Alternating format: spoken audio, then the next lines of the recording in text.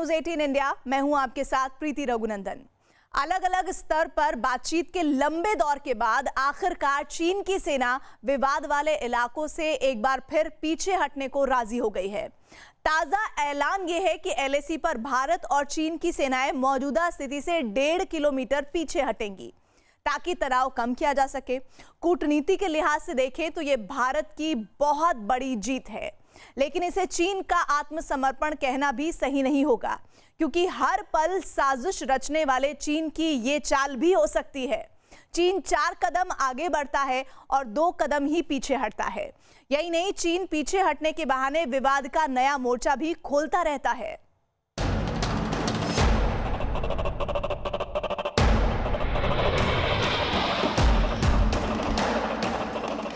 भारतीय सेना ने दिखाया दम। गलवान में उखड़ गए चीन के टेंट।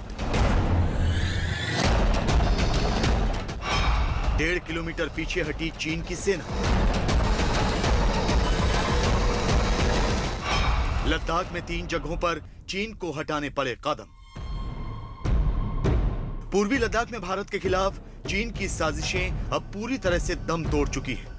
भारत के चौतरफा शिकंजे में चीन ऐसा उलझा कि उसे गलवान ही नहीं बल्कि लद्दाख में कई और जगहों से पैर खींचने पड़े। चीन को अपनी सेना के साथ साथ टेंट और दूसरे निर्माण को भी हटाना पड़ा।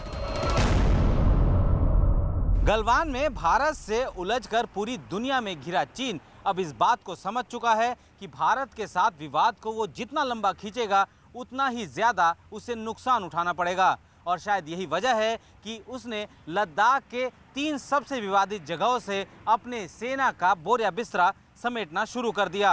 चीन की सेना अपने साथ टेंट और बाकी साजो सामान लेकर एलएसी से तकरीबन 1.5 किलोमीटर पीछे हट गई है। चीन अब तक बातचीत के कमरे में ही अपने कदम पीछे खींचने के लिए हामी भरता था, लेकिन जब बंद कमरे में हुए समझौते को लागू करने की बात आती थी तो मुकर जाता था। चीन की इस पुरानी हरकत को समझते हुए भारत ने इस बार उसके इर्द गिर्द ऐसा शिकंजा कसा कि उसे अपने कदम पीछे हटाने के लिए मजबूर होना पड़ा। जिस गलवान में चीन अपना बेबुनियाद दावा कर रहा था, अब उसे वहां से भी पीछे हटना पड़ा है। चीन की सेनाएं गलवान में पेट्रोल पॉइंट 14 से 1.5 किलोमीटर पीछे हट गई हैं। इसके साथ ही चीन के सैनिकों को पूर्वी लद्दाख के गोगरा और हॉट स्प्रिंग इलाके से भी पैर खींचना पड़ा है। इन सभी जगहों पर चीन 1.5 किलोमीटर पीछे हटा है। चीन ने अपने सैनिकों को हटाने के साथ साथ अपने टेंट और दूसरे अस्थायी निर्माण को भी हटा दिया है। चीन ने 6 जून को हुए समझौते के तहत यह कदम उठाया है। ये जीत उन 20 भारतीय शहीदों की शहादत की है। ये जीत भारतीय सेना के उन जवानों की है जो कि मोर्चे पर डटे रहे। चीन की जमीन की भूख कुछ ऐसी है कि उसे दुनिया का भू माफिया भी कहा जाता है। गलवान में भी उसने अपनी जमीन की भूख मिटाने के लिए एक बड़ी साजिश रची थी, लेकिन उसकी साजिश कामयाब नहीं हो सकी। भारत ने चीन के इर्द गिर्द ऐसा शिकंजा कस दिया कि चीन को समझ आ गया कि पीछे हटने के अलावा उसके पास कोई रास्ता नहीं। भारत ने चीन पर सैन्य और कूटनीति का शिकंजा बुरी तरह कस दिया। रक्षा मंत्रालय, विदेश मंत्रालय और एनएसए ने मिलकर काम किया। इसके बाद पीएम मोदी के लेह दौरे से चीन के सभी रास्ते बंद हो गए। साथ ही भारत सरकार की आत्मनिर्भर भारत योजना से चीन को बड़ी चोट लगी। चीन के ऐप पर पाबंदी से चीन को 3.73 लाख करोड़ का नुकसान हुआ। इसके साथ ही अमेरिका और ऑस्ट्रेलिया के भारत के साथ आने से चीन अकेला पड़ गया। भारत के पक्ष में अमेरिका के सख्त बयान से भी चीन मजबूर हुआ। भारत सरकार से चीन को इतने कड़े जवाब की उम्मीद बिल्कुल भी नहीं थी। गलवान में चीन ने जो गुनाह किया, उसके बाद भारत ने उसे सजा देने का जो सिलसिला शुरू किया, उससे चीन के होश उड़ गए। भारत सरकार के उठाए गए कदम से न सिर्फ वो दुनिया में अकेला पड़ता गया, बल्कि उसे आर्थिक तौर पर भी बड़ी चोट लग रही थी। इन्हीं नुकसानों की वजह से चीन को हारकर गलवान ही नहीं बल्कि विवाद वाली 2 और जगहों से कदम हटाना पड़ा। ये पूरा जो प्रोसीजर है 3 कदमों में होना है। पहला कदम है डिसएंगेजमेंट, जिसमें 1 से 2 किलोमीटर पीछे हटना, फिर है डीएस्केलेशन और आखिर में है पुल बैक, जिसमें कि जो बड़ा फौजों का जमावड़ा हुआ है वो वापस अपने अपने परमानेंट लोकेशन में जाएंगे। ये काफी लंबा चलेगा। चीन को सबक सिखाने और भविष्य में अमन बरकरार रखने के लिए सरकार ने एक तरफ तो चीन की घेराबंदी की, लेकिन दूसरी ओर बातचीत का रास्ता भी बंद नहीं किया। सैन्य स्तर की बातचीत के साथ साथ राजनीतिक स्तर पर भी दरवाजे खुले रखे। भारत सरकार ने चीन से बातचीत के लिए राष्ट्रीय सुरक्षा सलाहकार अजीत डोभाल को लगाया। अजीत डोभाल ने चीन के विदेश मंत्रालय से बात की। इस बातचीत में यह सहमति बनी कि LAC पर दोनों देश कोई बदलाव नहीं करेंगे। इसके साथ ही विवाद वाली जगहों से पीछे हटने पर सहमति बनी। साथ ही सीमा विवाद को लेकर आगे भी बातचीत जारी रखने पर सहमति बनी। भारत के चौतरफा दबाव में चीन ने विवादित जगहों से अपनी सेना पीछे हटानी शुरू कर दी है, लेकिन चीन की नीयत अब भी साफ नहीं है। गलवान नदी इस वक्त उफान पर है। चीन के सैनिक नदी के तट पर ही टेंट लगाकर रह रहे थे और अब उफान की वजह से वहां रह पाना उनके लिए मुश्किल हो रहा था। चीन ने अपनी सेना को 1.5 किलोमीटर पीछे भले ही धकेल दिया हो, लेकिन इंतजार करना होगा गलवान नदी के जलस्तर के घटने का, और तब चीन के रुख को देखना होगा। चीन की सेना भले ही गलवान में पेट्रोल पॉइंट 14, गोगरा और हॉट स्प्रिंग से 1.5 किलोमीटर पीछे हट गई, लेकिन चीन अब भी भरोसा करने लायक नहीं है, क्योंकि चीन की सेनाएं अब भी पैंगोंग झील के पास विवादित जगह पर जमी हुई। चीन की सेनाएं पैंगोंग झील में फिंगर 8 से आकर फिंगर 4 के पास बैठ गई हैं, जबकि फिंगर 8 तक भारत का इलाका है। लेकिन चीन के सैनिक फिलहाल फिंगर 8 की ओर अब तक नहीं लौटे हैं, वो फिंगर 4 के पास ही जमे हुए। चीन का पूर्वी लद्दाख के इलाकों से पीछे हटना यह बताता है कि वो अब चौतरफा घिर गया है और उसे वापस लौटने पर मजबूर होना पड़ा है। लेकिन पैंगोंग झील के पास से वो अब तक अपने कदम नहीं हटा रहा है। हो सकता है कि चीन ये भी सोच रहा हो कि उसके 3 जगहों से पीछे हटने के बाद भारत का रुख नरम हो जाएगा, लेकिन चीन ये भूल रहा है कि भारत उसकी शातिर चालों को अब अच्छी तरह समझ चुका है और उसे पैंगोंग झील भी उसी तरह खाली करनी होगी जैसे गलवान और दूसरे इलाकों को किया। चीन के डीएनए में ही विस्तारवाद है। अपनी सीमाएं बढ़ाने की नीति पर वो बहुत पहले से अमल करता रहा है।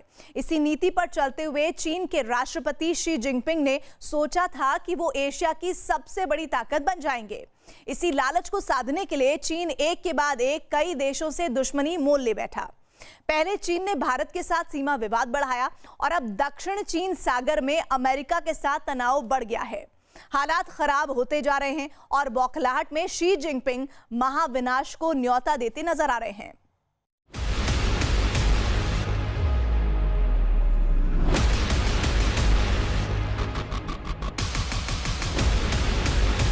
दक्षिण चीन सागर में चीन के वर्चस्व को सीधी चुनौती। अमेरिका में तनाव बढ़ाकर हंसा चीन। चीन की धमकी पर अमेरिका का मुंह तोड़ जवाब। चीन की कम्युनिस्ट पार्टी का एक ही सपना है और वो है दुनिया में अपना वर्चस्व कायम करना। इसलिए शी जिनपिंग और उनके पहले आए राष्ट्रपति अपने पड़ोसी देशों को वुल्फ वॉरियर नीति के तहत आंखें दिखाते रहे हैं। वुल्फ वॉरियर मतलब ये कि अपने पड़ोसियों पर दबाव बनाना, उनको आंखें दिखाना, उनको धमकियां देना। लेकिन यही नीति अब उसकी परेशानी का बड़ा सबब बन गई है। उसने अपने पड़ोसी देशों की तरह अमेरिका को भी आंख दिखाने की हिमाकत की और उसका ऐसा करारा जवाब मिला कि चीन की बोलती बंद हो गई। इन दिनों अमेरिकी नौसेना के विमानवाहक युद्धपोत दक्षिण चीन सागर में युद्धाभ्यास कर रहे हैं। ऐसे समय में जब भारत और चीन के बीच सीमा पर तनातनी है, दक्षिण चीन सागर में अमेरिकी नौसैनिकों के युद्धाभ्यास ने चीन को परेशान कर दिया है और अपनी आदत के मुताबिक चीन ने अमेरिकी नौसेना को धमकी तक दे डाली है। चीन सरकार का भोंपू और भड़काऊ खबरें छापने वाला अखबार ग्लोबल टाइम्स ने अमेरिकी नौसेना के युद्धाभ्यास के खिलाफ ट्वीट पर शब्द युद्ध छेड़ने की कोशिश की। ग्लोबल टाइम्स ने लिखा, चीन के पास डोंगफेंग 21D और 26D जैसी एंटी एयरक्राफ्ट मिसाइलों का बड़ा जखीरा है। दक्षिण चीन सागर पूरी तरह चीन सेना की पकड़ में है। बिना चीन की मर्जी के दक्षिण चीन सागर में कोई नहीं जा सकता। इस ट्वीट के साथ ही चीन ने एंटी एयरक्राफ्ट मिसाइलों की तस्वीरें भी पोस्ट की है। मतलब साफ है कि चीन का सरकारी मीडिया अगर कोई धमकी दे रहा है तो वो सरकार के इशारे पर ही किया गया काम है। लेकिन इस ट्वीट पर अमेरिका ने भी चीन को करारा जवाब दिया है। चीन ने दावा किया है कि उसकी मर्जी के बिना दक्षिण चीन सागर में कोई नहीं जा सकता। इस पर अमेरिका के नेवी चीफ ऑफ इंफॉर्मेशन ने ट्विटर पर चीन को जवाब दिया है। फिर भी अमेरिकी नौसेना के 2 एयरक्राफ्ट कैरियर यूएसएस निमित्ज और यूएसएस रोनाल्ड रीगन दक्षिण चीन सागर की अंतर्राष्ट्रीय जल सीमा में मौजूद हैं। हम चीन की धमकियों से डरने वाले नहीं हैं। ये अमेरिका का चीन को खुला जवाब है कि चीन भले ही दावा ठोके कि दक्षिण चीन सागर उसकी मुट्ठी में है, लेकिन हमारे एक नहीं 2 युद्धपोत वहां हैं और वो तब तक रहेंगे जब तक हमारी मर्जी होगी। न तो अमेरिका चीन की गीदड़ भभकी से डरता है और न ही चीन उसका कुछ बिगाड़ सकता है। क्लियर इंडिकेशन है चाइना को कि आप अब अपनी एक्टिविटीज को एम्बिट ऑफ लॉ के अंदर लेके आए। आप अपना हेजेमनिस्टिक एटीट्यूड नहीं दिखा सकते। आप छोटे कंट्रीज को वहां पर दबाव नहीं डाल सकते। उनको उनका राइटफुल जो उनका राइट्स हैं as per the international conventions, आप उनको वो डिनाई नहीं कर सकते। अमेरिका का युद्धाभ्यास चीन को विस्तारवाद की नीति के खिलाफ सख्त संदेश है, क्योंकि अमेरिका उस वक्त दक्षिण चीन सागर में युद्धाभ्यास कर रहा है जब चीन पड़ोसी देशों के साथ विवाद बढ़ाने में जुटा है। बीते कई दिन से दक्षिण चीन सागर में चीन की नौसेना युद्धाभ्यास कर रही है। ये अभ्यास पैरासिल द्वीप समूह के पास किया जा रहा है। इसके जरिए चीन, ताइवान और कई दूसरे पड़ोसी देशों को धमकाने में जुटा है। अमेरिका ने बीते कई दिन से USS Nimitz, USS Ronald Reagan दक्षिण चीन सागर में उतारकर युद्धाभ्यास शुरू कर दिया है। मतलब साफ है कि अमेरिका ने चीन को संदेश दे दिया है कि दक्षिण चीन सागर उसकी जागीर नहीं है और यहाँ उसे अंतर्राष्ट्रीय कानूनों का पालन करना ही होगा। चीन लंबे अरसे से दक्षिण चीन सागर में मनमानी करता रहा है। उसने अपने आप कई द्वीप खड़े कर लिए हैं, लेकिन अब अमेरिका ने चीन को नियम से चलने का सीधा और साफ संदेश दिया है। तो अभी जो पूरा वर्ल्ड इकट्ठा हो रहा है, ये एक मैसेज है चाइना को कि ऐसे नहीं चलेगा। You have to behave like all the civil societies as they behave. चीन ने अमेरिका के USS Nimitz, USS Ronald Reagan aircraft carrier को धमकी देकर गलती कर दी है, क्योंकि ये दुनिया भर में अमेरिकी नौसेना के सबसे बड़े प्रतीक माने जाते हैं। जिस तरह के हालात बन चुके हैं, उससे लगता है कि चीन और अमेरिका के बीच तनाव और बढ़ सकता है। सक्षम और बहुत ही इंपॉर्टेंट मैसेजिंग है चाइना को कि अपना आप व्यवहार बदलिए और जो जिस कंट्री का हक है उसको करने दो और आप किसी के ऊपर अपना दबाव नहीं डाल सकते, अननेसेसरी प्रेशर नहीं डाल सकते। प्रधानमंत्री नरेंद्र मोदी ने नीमू की पोस्ट में कहा था कि ये युग विस्तारवाद का नहीं, विकासवाद का है। चीन के लिए ये मुफ्त की सलाह थी, लेकिन ताकत के नशे में चूर चीन को ये समझने में देर हो गई है कि दुनिया की महाशक्ति बनने के चक्कर में चीन दुनिया की नाराजगी मोल ले बैठा है, जो उसे भारी पड़ने वाली। और अब बात कानपुर गोलीकांड की। उत्तर प्रदेश के 40 थानों की 25 टीमें 8 पुलिस वालों के हत्यारे विकास दुबे की तलाश कर रही हैं। विकास दुबे की मदद करने के आरोपी पुलिस कर्मियों पर भी गाज गिरनी शुरू हो गई है, लेकिन न्यूज 18 इंडिया की तफ्तीश में पता चला है कि पुलिस की कार्रवाई के बारे में उसे पहले से ही जानकारी हासिल थी। यही नहीं, एक साजिश के तहत 2 जुलाई की रात को बिकरू गांव की बिजली भी काट दी गई थी, जबकि पुलिस और विकास दुबे के इस गठजोड़ के बारे में शहीद सीओ देवेंद्र मिश्रा को पहले से ही जानकारी थी। उन्होंने इस बाबत एक चिट्ठी भी लिखी थी, जिसका मजमून आज चर्चा का विषय बना हुआ है।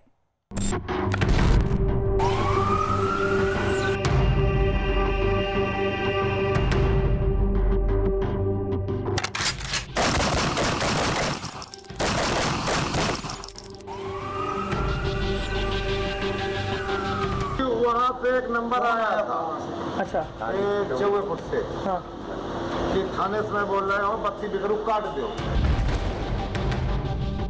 कोई हादसा हो गया है, वहाँ की लाइन बंद कर दो। अब इस नंबर से हमसे बात हुई, चौबेपुर बिजली घर में, वो दरोगा जी का नंबर था। विकास दुबे अपने 8 से 10 साथियों के साथ यहाँ पर आया और उसने संतोष शुक्ल के ऊपर फायरिंग करनी शुरू कर दी। खेत पे गेहूं मारने गए थे, एक पक्ष दूसरे पक्ष ने गोली चला दी थी, उसमें दोनों पक्ष इंजर्ड, मौत हो गई। हाँ, 2 से 3 गोलियां और ताबड़तोड़ विकास दुबे ने उन्हें मार दी, जिसके बाद उनकी मौत हो गई। उसमें तुम्हारा भी नाम है? हाँ, उसमें हमारा नाम खड़े। खुफिया कैमरे पर कानपुर कांड का सच।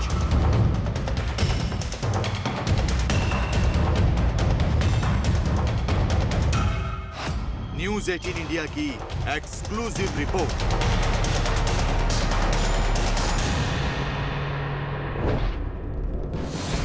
गुनाह की दुनिया में शिवली के डॉन का सिक्का चलता था। कानपुर शहर और उसके आसपास के इलाकों में विकास दुबे के नाम से लोग खौफ खाते थे। लूट, रंगदारी और हत्या जैसे अपराध विकास दुबे की पहचान थे। बिना उसकी इजाजत के बिकरू गांव के लोग तो कुएं से पानी भी नहीं पी सकते थे। विकास दुबे के बुलेट गैंग की दहशत से लोग थर थर कांपा करते थे। राजनीतिक दलों से कनेक्शन उसकी ताकत थी, तो उसी ताकत के नशे में चूर कानपुर के इस कुख्यात अपराधी ने अपने गुर्गों के साथ मिलकर उस जुर्म को अंजाम दिया, जिसकी चर्चा आज पूरे देश में हो रही है।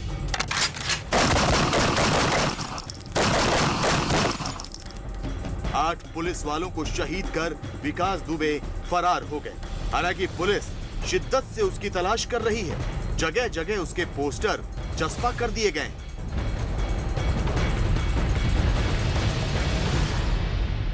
उसके किले नुमा मकान की दीवारें ढहा दी गईं। उसके अड्डे से भारी मात्रा में हथियार बरामद किए गए। यही नहीं, उत्तर प्रदेश पुलिस उस विभीषण का कच्चा चिट्ठा खोलने में भी जुटी है, जिसकी मुखबिरी की वजह से 8 पुलिस वालों की जान चली गई और 7 गंभीर रूप से जख्मी हो गए। पुलिस की पड़ताल जारी है और मुखबिरी के शक में 3 पुलिसकर्मियों को सस्पेंड भी कर दिया गया है। लेकिन न्यूज़ 18 की तफ्तीश में ये पता चल पाया है कि इस मामले में पुलिस की भूमिका वाकई संदेह के घेरे में है। हमारी तफ्तीश में पता चला कि 2 जुलाई की रात को कानपुर के बिकरू गांव में जानबूझकर बिजली काटी गई थी और बिजली काटने का आदेश चौबेपुर थाने से ही गया था। शिवली का यही वो विद्युत केंद्र है जहां से बिकरू गांव में बिजली की सप्लाई होती है। 2 जुलाई यानी गुरुवार की रात विकास दुबे के गांव बिकरू में बिजली यहीं से काटी गई थी, इसलिए ताकि पुलिस को घेरा जा सके और अंधेरे का फायदा उठाकर विकास दुबे आसानी से रफू चक्कर हो सके। लेकिन सवाल ये कि बिजली किसके आदेश पर काटी गई? हमने खुफिया कैमरे पर शिवली विद्युत केंद्र में मौजूद कर्मचारियों से बातचीत की तो इस राज से पर्दा उठ गया। वो ये थाने से आए। आओ चलो थाने चलो, वहीं से आए। बात हुआ भाई साहब नहीं बैठेंगे नहीं, साहब ने पूछा कुछ चीज, वही पूछ के हमें जाना है जल्दी। कोरोना चल रहा, बैठेंगे। ये बताओ, ये मोनू जो था, ये लाइनमैन था, क्या था यहाँ? लाइनमैन है, लाइनमैन है, प्राइवेट लाइनमैन है, प्राइवेट लाइन, सब प्राइवेट। बिजली से नहीं काटी थी रात में? बिजली वहाँ पे एक नंबर आया था, अच्छा, चौबेपुर से, हाँ, कि थाने से मैं बोल रहा हूँ बत्ती बिकरू काट दो। अच्छा, ये बात है। नंबर तो उसका लिखा है, नंबर देखो कहाँ नंबर लिखे, वो दया है उनका। वो नहीं वो तो दिया है साहब को, तो बताया नहीं उसने पुलिसकर्मी कौन था, क्या नाम था? कुछ ऐसे कुछ क्या नाम था? अखिलेश नहीं, डिप्टी था वो था मोनू था, प्लस जय साहब। भाई 32 साल का है, बंद रहा है, मतलब ये है। और जौएपुर से फोन आया था। क्या बोले थे फोन पे? जौएपुर से फोन आया था ये कि विक्रम कोई हादसा हो गया है, वहाँ की लाइन बंद कर दो। अब इस नंबर से हमसे बात भाई चौएपुर बिजली घर में, वो दरोगा जी का नंबर था चौएपुर में, वो नंबर फिर यहाँ डाला वो। तो अच्छा, आपको पुलिस ने पूछा तो आपने बताया कि भैया ये तो पुलिस ने इनसे आदेश किया था? चलो अभी देख लेंगे। तबाही तो हमने छोड़े गए और गाड़ी से छोड़े गए। अच्छा, हमें रात में खुद ही ले लिया गया। तब तो अच्छा, लखनऊ जिसमें तो साहब थे बड़े वाले सबसे बड़े, तब तो उनने छोड़ा था कि अरे आप लोग बैठिए, कोई जन्नत कोई बात नहीं। कितनी देर रहे थे पुलिस के पास? अब सवाल ये कि चौबेपुर के थानाध्यक्ष हैं कौन? तो आपको बता दें कि इनका नाम विनय कुमार तिवारी, जो फिलहाल निलंबित कर दिए गए हैं। पुलिस को शक है कि विनय तिवारी ने ही गैंगस्टर विकास दुबे को उसके घर में रेड की सूचना दी। पुलिस का शक कितना वाजिब है ये तो तफ्तीश के बाद पता चलेगा, लेकिन चौबेपुर के थानाध्यक्ष विनय तिवारी पर विकास दुबे की मदद के आरोप पहले भी लगते रहे हैं। गौर से देखिए ये चिट्ठी बिल्हौर के शहीद सीओ देवेंद्र मिश्र ने करीब 4 महीने पहले कानपुर के तत्कालीन एसपी अनंत देव को लिखी थी, जो फिलहाल डीआईजी एसटीएफ के पद पर कार्यरत हैं और कानपुर कांड की जांच कर रहे हैं। इस चिट्ठी में 2 नाम हैं, गैंगस्टर विकास दुबे और चौबेपुर के थानाध्यक्ष विनय तिवारी का। चिट्ठी में लिखा है कि ऐसे दबंग कुख्यात अपराधी के विरुद्ध थानाध्यक्ष द्वारा सहानुभूति बरतना व अब तक कार्रवाई न कराना श्री विनय कुमार तिवारी की सत्यनिष्ठा पूर्णतः संदिग्ध है। अन्य माध्यम से भी जानकारी हुई है कि श्री विनय कुमार तिवारी का पूर्व से विकास दुबे के पास आना जाना व वार्ता करना बना हुआ था। यदि थानाध्यक्ष ने अपनी कार्य प्रणाली में परिवर्तन न किया तो गंभीर घटना घटित हो सकती है। थानाध्यक्ष श्री विनय कुमार तिवारी के विरुद्ध उपरोक्त अभियोग में 386 धारा हटवाने व अब तक कोई भी कार्रवाई न कराने के संबंध में कार्रवाई किए जाने की संस्तुति की जाती है। इस संबंध में मेरे द्वारा जांच किया गया है। प्रिलिमिनरी जो जांच में ये निकल के आया है, सीओ बिल्हौर के ऑफिस, एसपी रूरल के ऑफिस एवं एसएसपी की कॉन्फिडेंशियल एवं जो क्लरिकल ऑफिस जिसमें जो दंड बाबू के ऑफिस, सब में चेक कराया गया है। इनमें से रिसीविंग एवं डिस्पैच रजिस्टर, इन दोनों में ना तो इस चिट्ठी के संबंध में कोई उल्लेख है, ना तो 14 तारीख को एसओ के खिलाफ कोई अन्य रिपोर्ट रिसीव हुआ है। इस संबंध में कोई उल्लेख नहीं है, ना कोई इस संबंध में कोई फाइल यहाँ पे पाया गया। एसएसपी दिनेश कुमार भले ही सीओ देवेंद्र मिश्र की चिट्ठी न मिलने की बात कर रहे हो, लेकिन अब भी इस चिट्ठी और इसमें किए गए दावों की पड़ताल की जा रही है।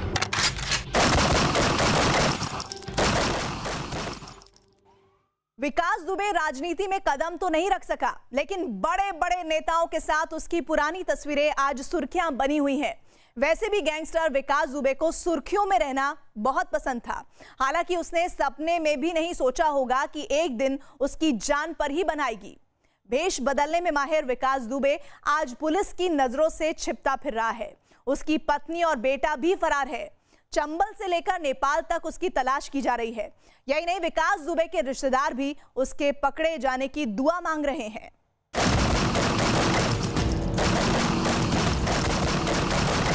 हमारी जगह कोई दूसरा होता तो हम तो सीधे इस व्यक्ति को अपने उससे मार देते।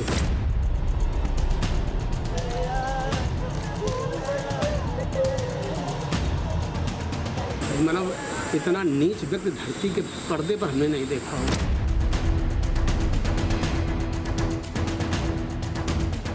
विकास अगर आपके सामने आ जाए तो उसको मार देंगे? बिल्कुल निश्चित मार दें। अब तो जो इसने कृत्य किया वो तो मारने लायक। कानपुर कांड के गुनहगार विकास दुबे की तलाश जारी। शासन, सत्ता, अधिकारियों का, राजनीतिक दलों के वरिष्ठ नेताओं का, सबको उसका संरक्षण प्राप्त होता गया और वो जो है आज इस तरीके से अपराध की दुनिया का सिरमौर बन गया।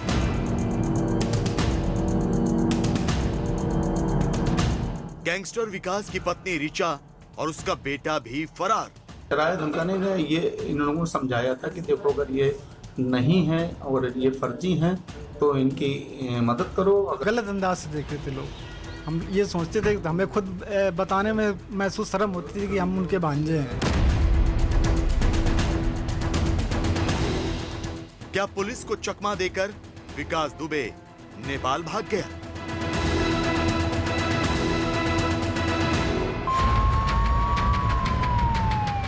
उत्तर प्रदेश पुलिस कानपुर कांड के मुख्य आरोपी विकास दुबे की सरगर्मी से तलाश कर रही है। पुलिस की टीमें राज्य और राज्य से बाहर छापेमारी कर रही हैं। विकास दुबे से जुड़े हर शख्स से पूछताछ की जा रही है। पुलिस विकास से जुड़े लोगों की कॉल डिटेल रिकॉर्ड खंगाल रही है। शक के बिना पर कई लोगों को हिरासत में भी लिया गया, तो 8 पुलिस वालों के हत्यारे विकास दुबे की नेपाल भाग जाने की आशंका भी जताई जा रही है।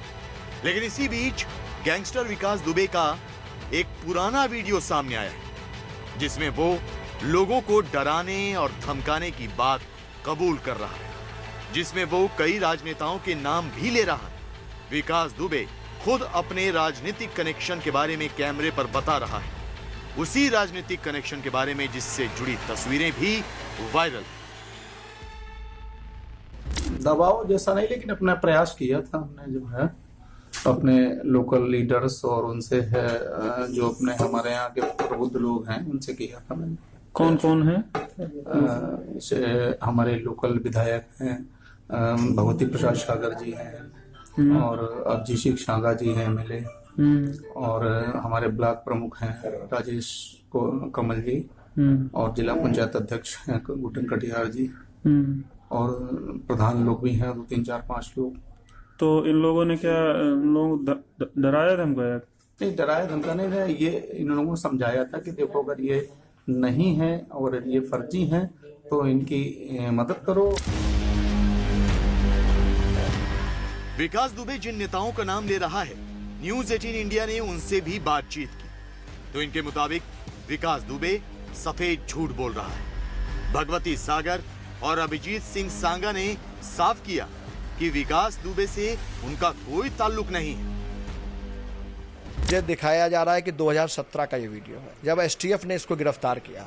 तो निश्चित रूप से जब STF कोई स्थानीय तो होती नहीं है, इसको उत्तर प्रदेश STF ने गिरफ्तार किया। गिरफ्तार करने के बाद जब इसने ये बयान दिया तो उस बयान की जांच भी हुई होगी, और अगर मैं जांच में दोषी पाया गया होता, मेरी कोई भूमिका होती, तो निश्चित रूप पर हमारे ऊपर उसकी छींट या उसकी आँच आती, हम पर भी कार्रवाई होती। लेकिन आज पहली बार इस घटना के बाद आज मैं सुबह इस वीडियो को देख रहा हूँ।